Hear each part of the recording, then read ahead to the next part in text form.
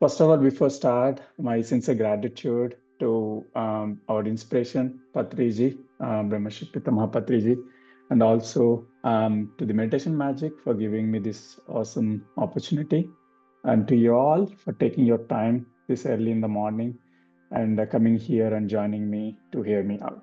So thanks to you, everyone.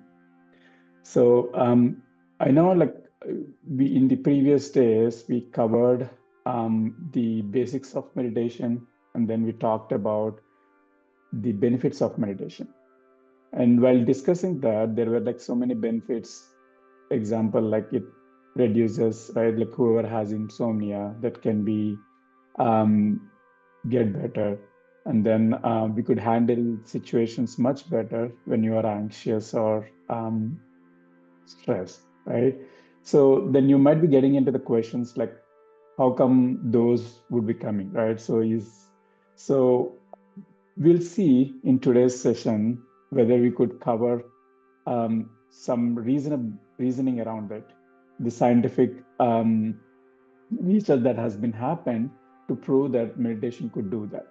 Okay, so we'll try to see whether we could answer those questions, whoever has those, by listening to the previous sessions. Okay, so the science behind meditation. So meditation became focus of scientific research in the later half of the 20th century. So thanks to the scientist who has that the spiritual mind, who wants and curious to know about the neurological activities of the brain during meditation. And then, like the neurotheologians tried to assess the brain before and after the meditation. So they did the brain scans to see how the brain is reacting before and after the meditation. And so they performed many experiments on the yogis and Tibetan lamas on the brain scan machines um, uh, to see like the psychological functions when they are in the deep meditation. And there were like so many research and studies were done and they were published and about the impact of meditation on the metabolism, blood pressure, and the whole brain activation. Okay, so let's learn how exactly the meditation affects in the various systems in our body. So now, so first of all, it's about the brain waves. So our brain is an electrochemical organ. It has a billion number of neurons, and each neuron would be communicating through the electrical charges. And the brain activity usually is recorded with an EEG. They call it, it's electroencephalogram. So if we got into the yesterday session, we thought like the thought, what is a thought? That's a question asked by Srujana yesterday. And and Mahi actually answered it saying that thought is basically an electric signal that generates in the brain, right? So it's the same thing. So the neurons communicate with that electrical charges. So whatever thought that is coming up from the brain, it's basically electric signal. And that particular signal has energy to it, and it has memory to it. So everything. Okay. So, and then the brain waves, right? These are based on the frequency and it's an amplitude. Like if you see the wave, right? It has an amplitude, it's frequency. It's a vibration that you have. So everything is a vibration, everything is an energy, right? So the brain waves is also energy. They vibrate at a certain frequency. And we have a different brain waves. We'll go through that. And different states of consciousness have a different patterns. Okay. So now if you look at the different brain waves that we have, so here are the brain waves that we have. So the first one is the beta waves, and the next one is the alpha waves, theta waves, and delta waves. So if you see, those are all the frequency, these all are the waves, they vibrate at a certain frequency. And it has an amplitude to it. So if you see from the top to the bottom, beta to delta, you'll see the height of the wave is changing. So that is because of the frequency which they are vibrating with. Okay. And now let's go deep dive into the each frequency, the brain waves. So the first one is the beta brainwaves. So the frequency of this beta brainwave is about 13 to 38 cycles per second. And usually when we are in the wake up state, like how now I'm talking, right? Or you are having a conversation, and if you are concentrating on anything, or if you're doing a logical thinking, this is the frequency where we will be at. So our brain will be in the beta brain waves when we usually are in the waking state and we are thinking or we are making any conversations with anyone. And this is the waves where you actually has reactions to the stress and panic. So whenever you are stressed or you have a panic attack, so we will be vibrating with this beta brainwaves. Okay. So most of us, like when we are in a wake state, we will be in these beta brainwaves. Okay. And then the next one is the alpha brainwaves. So now if you see the previously, the beta brainwaves, we are at 13 to 38 cycles per second. And now with alpha, we are at 17 to 13 cycles per second. Okay. And if you see as we go from top to bottom, like beta to delta, if you see the amplitude, the height of the wave is getting changed. So that wave is basically the EEG that we talked. So that is where they measure. So in the alpha brainwaves, we are at 17 to 13 cycles per second. And this is the state where we are, when this state, we call it as a relaxation and alertness. And then whenever we are in relaxed state without any stress or any anxiety or anything, this is the state where we will be in. Our brain will be vibrating at this frequency. And then this state is usually attained when we are doing a meditation or if there is any hypnosis.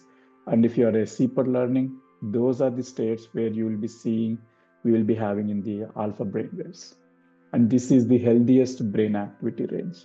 So we wanted everyone, our brains should be there in this alpha state all the time. Okay. And then the next is the theta brainwaves. So these at the frequency of 4 to 7 cycles per second. And the theta brainwaves is usually during the daydreaming, if you are sleep dreaming, creativity, and if you are in the deep meditation state, that's when you say that the vibration is basically in the theta. Okay. So, and sometimes the astral travels, whoever is doing meditation for a very long time, they have a different experiences. And some of the experience is the astral travel, which means like our soul will be moving out of the body and going throughout the universe. So we call that as an astral travel. And then if you are on extrasensory perceptions, and if you have a third eye experiences, so those all account to the theta brainwaves. This state is naturally achieved during the with everyday routine actions, such as like if you're doing a bathing, shaving, brushing, those you do it daily. So when you're doing those daily activities, right, you don't even think much about it. You will be having 100% attention to it. You will be so mindful most of the times, right? So that is the state where you will see this theta brainwaves. Okay. And then the next is the delta brainwaves. So the frequency is at 1.5 to 4 cycles per second. And you will be seeing this delta brainwaves, especially when you are in a deep dreamless sleep. So that is a dead sleep that we call. Okay. And these states are usually it's easy for the children, small children, but once they grow in age from children to like teens and then to the adulthood, they usually get out of these brainwaves. It's gonna be tougher and tougher as you grow up. This is because you will be having so much of information in the brain and thinking about so many million things, zillion things. So that's when you grow up, eventually the children who, when they are during its child phase, these delta waves and alpha waves, they're very easy for them to attain. But as you grow up, it's gonna be very tougher. Okay. So if you see the frequency levels from top to bottom, usually you are seeing the frequency is reducing, like the number of cycles is reducing per second. So the beta waves are almost very close when you have the distance between the cycle. But as you goes from top to bottom, you'll see the space in this thing.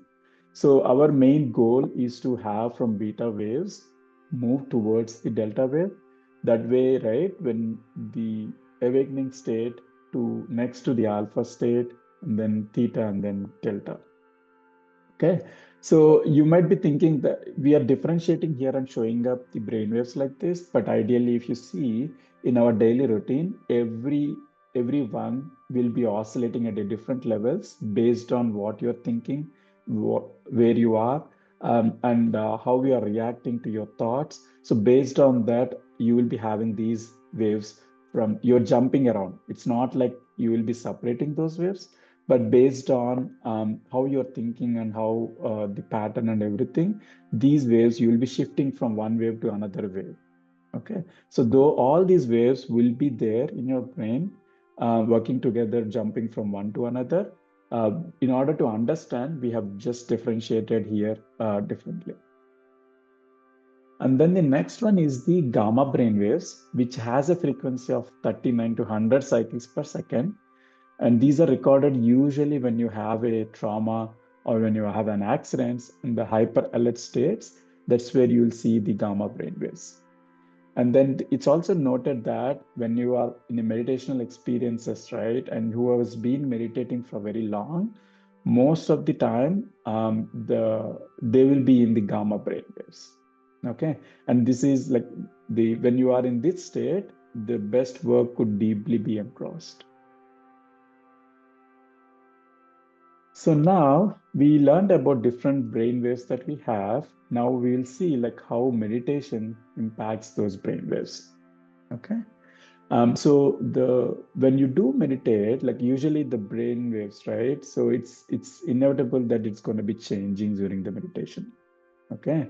And then if you see the EEG patterns during the meditation, they are unique. They are very different compared to when you see when you are hypnotized or when you are in a deep sleep, right? The brain waves, when you see the EEG patterns, those are so much different compared to when the scans were taken during the meditation. And when you meditate, the brain waves will be rhythmically slowing down. So when you see the first, like the beta waves, right, where you have high frequency, right? But as you do meditate, we have seen that the frequency would be slowly reducing, and you'll be moving from the beta state to the alpha state, from alpha to theta, and then theta to delta, eventually to the gamma state. So that's how the brain waves impact, like the meditation impacts those brain waves. Okay.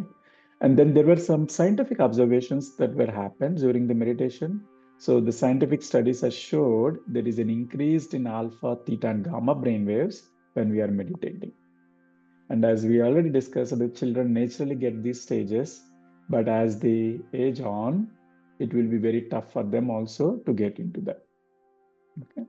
And then the hyper-aware is the best state in the hyper-aware state, right? That is a beta state that we have in adults is actually causing this stress. The stress and anxiety is basically when you are in the beta state. So our main goal is to make sure we are not at the beta state all the time, but we need to be fluctuating around the alpha and the theta. So that is the best state we could be in, fluctuating between that.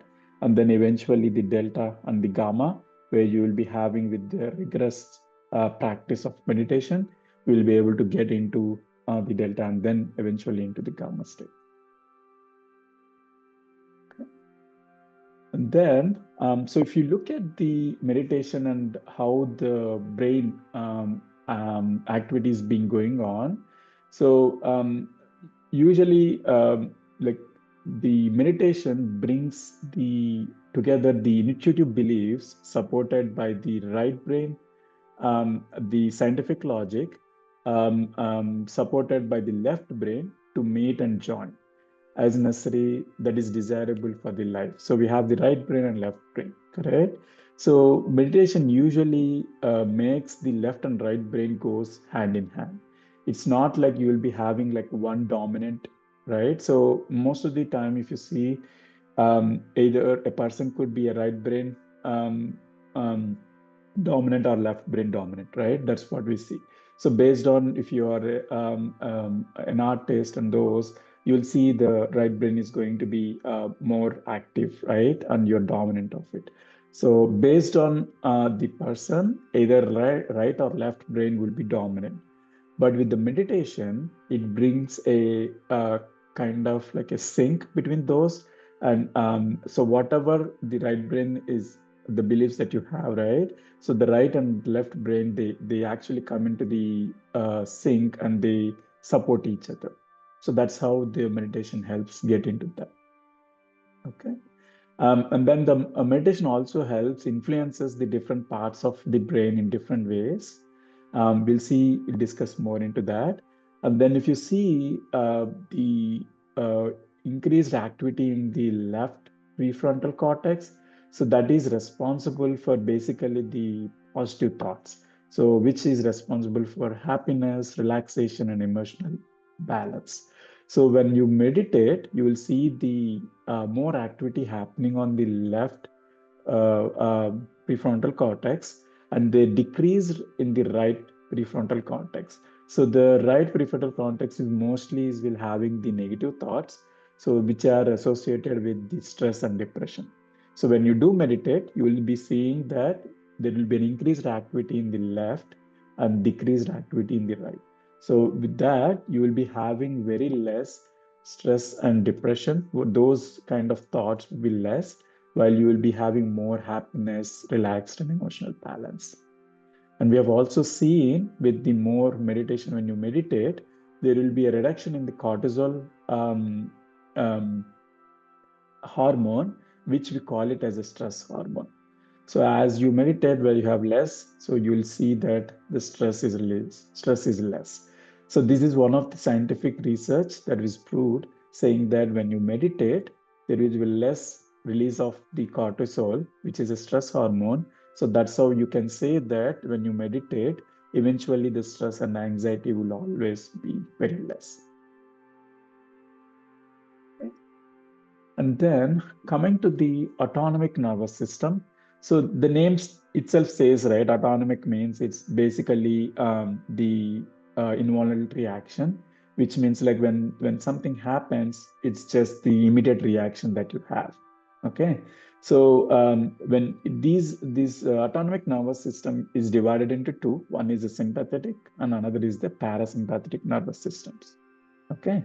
So usually the sympathetic nervous system is basically um, the fight, flight, and freeze situation. Whenever a body thinks that there is an attack, right, happening on the body, this is a state where we will be in. So our nervous system will be in the sympathetic um, um, phase whenever it thinks that there is an attack going on your body.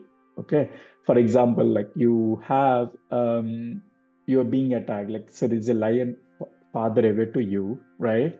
That means the body thinks that it's little farther, but definitely you need to be bracing yourself, right? So you usually run away, right? You will be taking a flight from it, right? But if the lion is just immediate next to it, what you will be doing, right? Either you fight, or you might see that if some animals, right, if you play dead, you will be surviving, right? So based on the situation, you will be reacting to it. So whenever you are doing in that reaction, that involuntary things happening, right? That's when you say that it's basically the sympathetic nervous system is active at that time. Okay, so the this is basically the sympathetic nervous system. Basically, like the hormones such as adrenaline and non-adrenaline and cortisol will all be released when we are in the sympathetic nervous system. Okay, and the studies or research has been shown that when you meditate, the activity of the sympathetic nervous system would be less.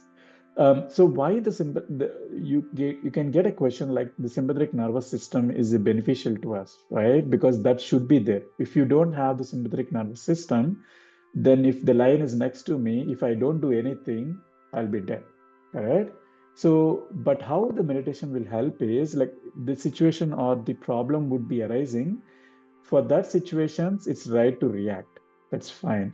But with our thought process in the current situation, what's been happening is unnecessarily we are actually activating the sympathetic nervous system. With nothing in there, we are just getting fear or anxiety for very, very small things. and we are having nervous breakdown. So we're making the sympathetic nervous system so active for unnecessary things as well. Okay, so that's where the problem is. So when you meditate, eventually that reduces the activity of the sympathetic nervous system. So you will not be reacting, you will be reacting in a different way. So you will be reacting whenever it is needed. That's when only you will be reacting abruptly or in a positive way, or whenever it is needed, that's only you will be doing it. But with so you'll be reducing those unnecessary anxieties or stress, right? Which is resulting in this activation of sympathetic nervous system should be eventually be reduced. Okay. And the next is the parasympathetic nervous system. This is basically uh, when you are active during the times of rest, like when you're taking relaxation on your rest, the parasympathetic nervous system comes into the existence. Okay, so this is where you will be seeing like the digestion of the food and the nutrient absorption basically happens in this state, the parasympathetic. So the meditation, the research has been found that when you meditate, the activity on the sympathetic nervous system reduces and the parasympathetic nervous system takes more. So that's how it enables the better digestion, the better gut health and everything. Okay. And now we look at the structural changes in the brain. Okay, so like we are having millions or zillions of neurons in the brain, and so when we do meditate, like the meditation sculpts the brain. Okay, so it's inevitable that the brain is going to change. So we call it as a neuroplasticity, which means like brain can heal itself. So when you meditate, the structural changes of the brain are more, and you will see the brain is getting healed, right? And then also you'll see the brain deterioration due to the aging is also reducing or slows down because of the meditation. Okay, if you see this image, right, the baseline, if you see the left and the right, when you compare, you will see we call it as like a gray matter, which is in the frontal portion, which is responsible for having the better attention and sensory processing. So that gray matter, it's in the research, it's shown that as you meditate more, the gray matter increases, which eventually gives you a better focus and then also the better sensory processing. Okay, so if you see the meditating on the right, like you see you're seeing the red in there, right? That is how the brain should be, which means like it's showing that brain is more active when you're actually meditating. Okay, when you say active in the sense, it can it's the healing process that it's going through. The neuroplasticity has been happening. So when you are meditating, and even this continues even after certain time after meditation as well. Okay, so those structural changes are also the scientific studies has proven that the structural changes has been happening to the brain, which is actually deteriorating the slows down the brain deterioration due to aging. Okay. Now we'll cover about the meditation and then how the hormone production. Okay, so the meditation actually influences the entire blood chemistry. Okay, it's gonna based on whether it's gonna increase or decrease the certain key hormones, the entire blood chemistry is getting changed. Okay, and we'll see some of the hormones here. First one is the serotonin. This is the happiest hormone, okay? And this is produced in the gastrointestinal tract. And serotonin is responsible to regulate the mood, appetite, sleep, muscle contraction, and then also the blood clotting and then the wound healing, okay? So when you do meditate, the research studies has been proved that serotonin is elevating, the release of the serotonin hormone is elevating. Okay, so as this is increasing that hormone release, you will be having a better mood and then also the better muscle contraction. And if you are hurt somewhere, if you have a a cut or something. So this is the hormone that is responsible for healing. Okay. So usually we use the band-aid or something, but in olden days they just put like maybe turmeric or something, they just cover it. But eventually, without any medication, it just heals itself, right? So the serotonin is the hormone that is necessary for us to get healed. Okay. But when you do meditate, the serotonin will be hormone production would be more. So the if you takes about if you don't meditate, if it takes around 15 days to heal, but with the meditation, as the serotonin production is more, you will be getting it like within 10 days itself. You will be getting out of or curing that wound itself. Okay. And then the next one is the melatonin. This is called the hormone of darkness. Okay. This melatonin is usually helpful in regulating the sleep, and also it enhances the anti-carcinogens and boosts the immune system. So this is the melatonin is responsible for building your immune system. Okay. And this is produced by the pineal gland. Okay. And then especially when you do meditation in the darkness without any light, right? It is proven that the melatonin levels has been increased. Okay, so nowadays insomnia is a great, I mean, like kind of many people are been suffering with insomnia. Okay, and they say that hey, your the melatonin levels are very low, so you need to take some supplements to it, right? Which you're not which are not needed actually. So if you do meditate, the melatonin when you do meditation in the darkness, especially, it the melatonin levels increases. Thereby, it aids for the sleep. So you will be getting rid of the insomnia. Okay. And then the next hormone, it's very key hormone. We call it as DHEA. It's a dehydroepiandrosterone. So this is the immunity enhancing hormone, and it's produced by the adrenal gland, gonads, and brain. So these are the three glands on gonads and brain actually produce this immunity enhancing hormone. Okay. So whoever is having immunity issues, right? This is the hormone responsible for it. So when you do meditate, research studies has proven that it elevates the release of this DHEA hormone. Okay, so they call it this is as a prohormone for which like male and female hormones are developed. So that's the reason it's a very vital in the youthfulness. Okay, and then also the enhanced levels of DHEA make people feel and look better. And the more you do meditate, the more DHEA levels you'll have, and you see the people who are meditating look younger for a very long time. So the research studies has proven that when you do meditate for a longer time, for every 5 years, like kind of very long, they've seen that, and on average they look 3 to 5 years younger than their actual um, physical age. Okay, so you need not to spend so much on the creams that you see, the Korean products that you are seeing nowadays. It's a very trend in Instagram, right? Wherever like they're spreading so much, they do have impacts. I do agree, based on the research studies. But still, if you wanted to look younger, right, you need not to spend money. Just have time for yourself. Just do meditate. Make sure you have this DHA hormone releasing more so that you look younger for long. Okay.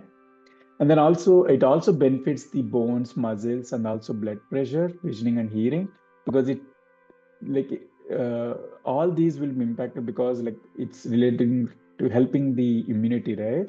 So that way, all these are also the benefits that you're coming out of this DHA hormone. Okay? And then the next hormone we talk about is the endorphins. So these are endorphins are basically released usually when you are doing a physical exercise, and if you are doing an heartful laughter, that's when these endorphins would be releasing. Okay, and these endorphins are very are responsible, and these are produced by the pituitary and the hypothalamus. And the endorphins are necessary in reducing the pain, and then also promotes the well-being. So the endorphins is also necessary.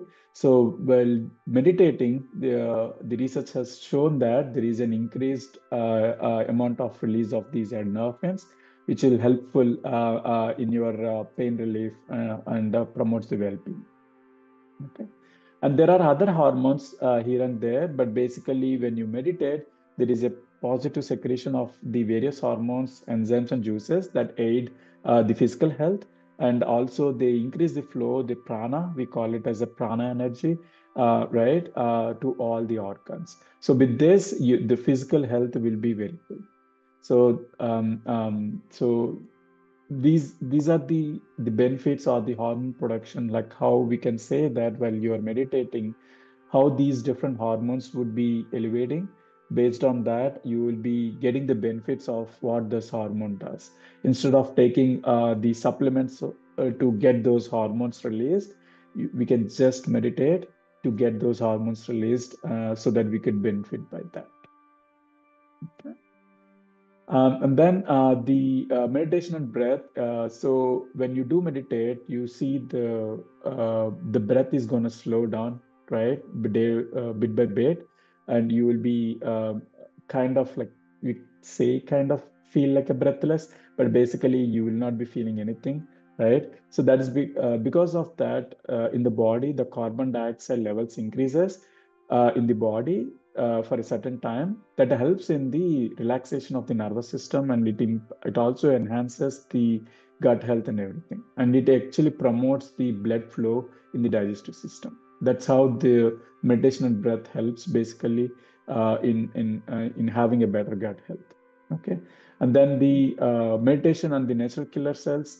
So when you do meditate, the natural killer cells activity would be more, and these cells actually kills the bacteria and cancer cells. Okay. So when you do meditate, there are studies saying that you can actually get rid of the cancerogenic cells. So there are less chances that you will be getting impacted by the cancer.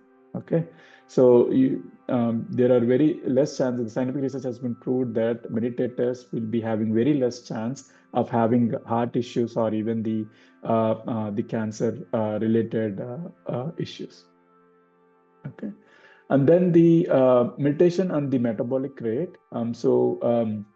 Research studies has been proved, like the scientifics are fascinated in the drop of the oxygen consumption about like 20% below the normal level within the first few minutes of meditation. Such reduced levels has not been recorded even during the deep sleep. So meditation is much more than the deep sleep. Okay. And then the heart rate slows down and the blood pressure remains lower. So if you have a blood pressure issue, high blood pressure issue or something, hypertension, basically the meditation helps in getting rid of that. And then meditation is a wakeful and the hypometabolic state because you are aware and you are doing that. In sleep, sleep is a unconscious meditation, while meditation is a conscious sleep, right? So that's how it is. You will be conscious, you will be knowing what you're doing. So it's basically the hypometabolic state. And then also regular practices of meditation. The research study showed that the intelligence quotient also increases 2 points per year. So the more you meditate, the more years you meditate, your intelligence quotient also increases day by day. Okay. And then there are some limitations to the physical sciences. I know these are all the research has been happening, but there are like some research has been showed that there are some limitation in the physical sciences where it's a three-dimensional, but the meditation is a multi-dimensional. So that's the reason, like the only certain they were able to scientists or right they were able to prove to a certain extent, but not everything what meditation or how meditation works. They were able to do only to a certain extent. So the meditation is more or beyond the physical sciences yet. Because meditation is a multidimensional. So that's all I have to cover. Basically, just to the conclusion, right? Um, Meditation has so many benefits, and we have seen a scientific research studies, right, which are aiding in the hormonal releases, which elevates those hormonal releases which are required to your body. So you will be having the building the immunity power. You're going to improve the gut health, right? And then also um, the insomnia can be reduced, the stress and anxiety will be handled in a better way. So because of these research studies, right, so to a certain extent, meditation do help in all these. Okay. And then you not to spend so much of amount of money or time in a different aspects. So please do meditate daily. You will see all those benefits eventually.